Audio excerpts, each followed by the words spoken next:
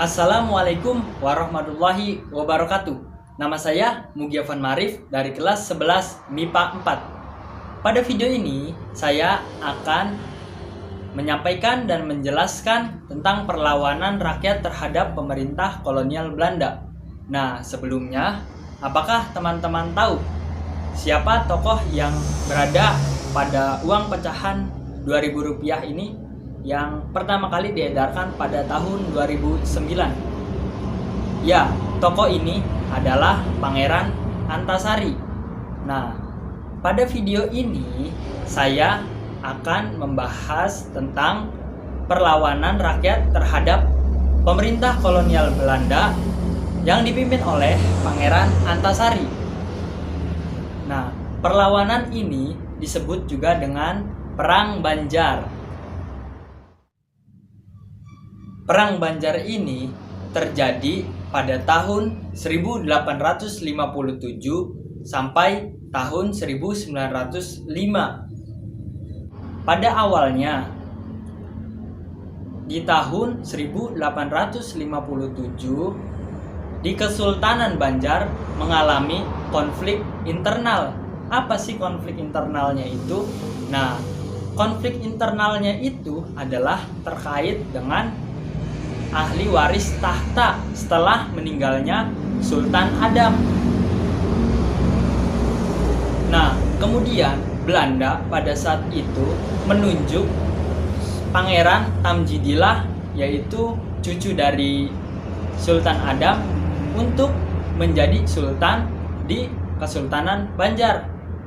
Nah, dengan tindakan yang dilakukan Belanda ini membuat dan memancing amarah dan murka dari kalangan istana, juga rakyat yang berada di wilayah Kesultanan Banjar.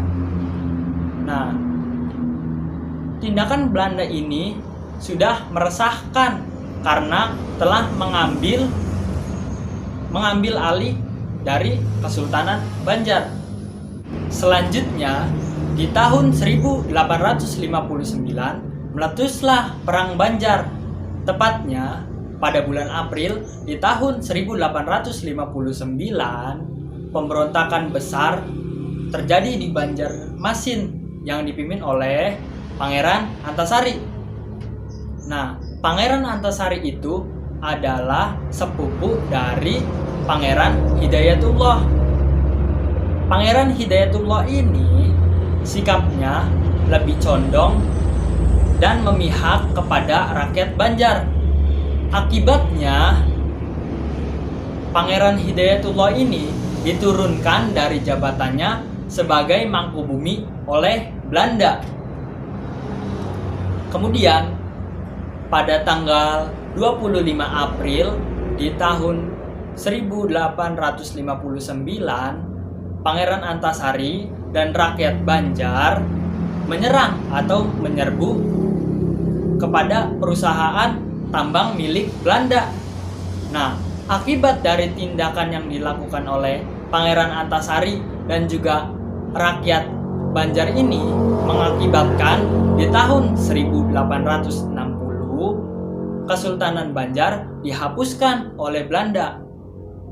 Nah, kemudian dalam peperangan ini banyak memakan korban jiwa dan biaya yang sangat besar dari pihak Belanda.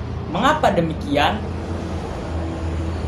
Karena pada saat itu dukungan yang gigih dari para pemimpin Islam di pedesaan untuk rakyat Banjar sangat besar. Nah, selanjutnya dalam rangka meredakan ketegangan dan militansi rakyat Banjar, Belanda memaksa Sultan Tamjidillah untuk turun tahta pada tahun 1859 dan mengasingkannya ke wilayah Bogor, Jawa Barat. Kemudian pada tahun 1860 Belanda menghapuskan Kesultanan Banjar.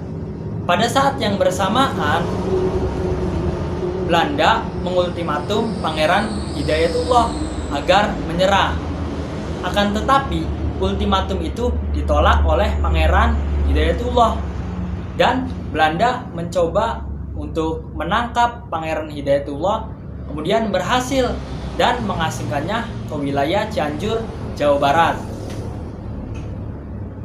Sepeninggalannya Pangeran Hidayatullah, Pangeran Antasari ini menjadi pusat kesetiaan kerajaan bagi orang-orang yang anti Belanda.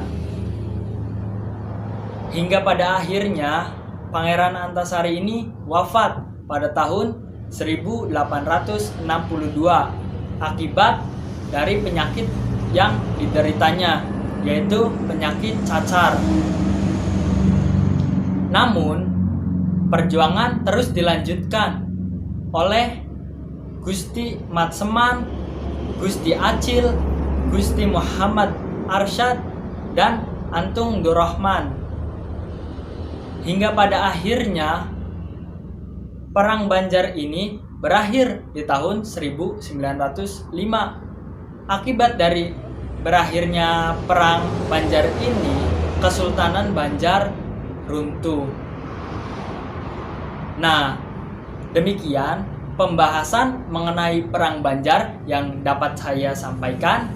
Semoga bermanfaat, kurang lebihnya mohon maaf. Wassalamualaikum warahmatullahi wabarakatuh.